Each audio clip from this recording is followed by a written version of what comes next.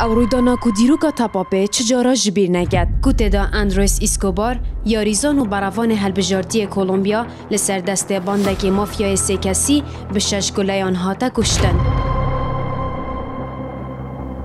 ل 23 خزیران سال 1994 د جامعه جهانی دا هلبجارتی کولومبیا لبرانبری ولایت اگرتین امریکا یاری کرد.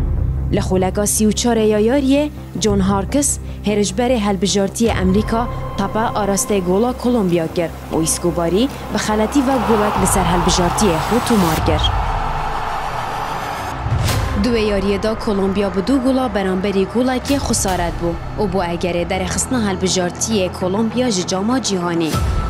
اوجی بو اگره تورابونا گروپن مافیاین کولومبیا جبرگو لویدمی مزنا گروپن مافیا شرطانه لسر انجام یاریان دکر.